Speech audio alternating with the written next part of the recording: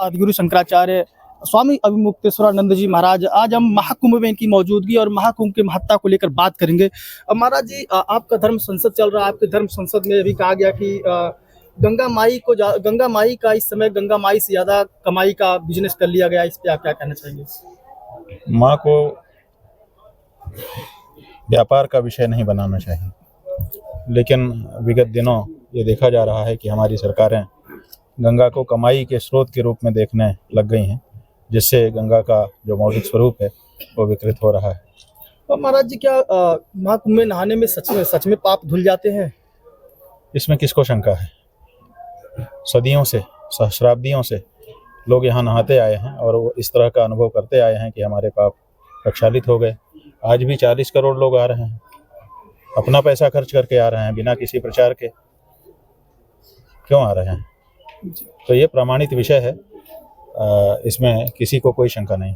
144 वर्षों बाद ऐसा योग बना है महाराज जी। कौन सा योग है 144 वर्षों बाद महाकुंभ का, जिसका महत्व इतना ज्यादा है? ऐसा है कि 12 वर्ष में कुंभ होता है और 12 कुंभ जब बीत जाते हैं तो ये महाकुंभ आता है। उसी की गणना करने से 144 वर्ष बाद ये पर्व आता है। महाराज जी, एक चीज देखने को मिलता है, भारत विविधताओं का देश है। कहीं पे लोग मांस मछली खाते हैं, कहीं पे नहीं खाते हैं। क्या मांस मछली खाने से पाप लगता है? क्यों नहीं लगता है? अभी मारे हैं आपको, पीड़ा होगी कि नहीं होगी? तो वो जो पीड़ा होगी, उस पीड़ा का परिणाम हमारे ऊपर आएगा कि नहीं आएगा? आपको गुस्सा आएगा, आप भी हमारे ऊपर प्रहार करने की सोचने लगोगे? नहीं सोचोगे। ऐसे ही जब हम किसी को मारते हैं, वो भी केवल इसलिए कि हम उसका मांस खा सकें, उसके प्राण ही निकाल लेते हैं, तो उसका पाप नहीं लगेगा? कौन ऐसा है जो इस बारे में बहस करेगा? किसी को पीड़ा देना पाप है। अपने जीव की लोलुपता के लिए, अपने शरीर में थोड़ी देर की पुष्टि के लिए आप किसी के प्राण ले रहे हो और कह रहे हो कि पाप होगा, पूछ रहे हो।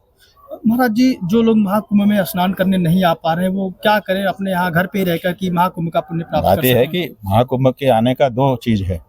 महाकुंभ में आने से पुण्य जो है वो 2 अंश में मिल रहा है। एक, यहाँ की पवित्र गंगा यमुना की धारा में स्नान करने से, और दूसरा यहाँ पे आके संयम करने से।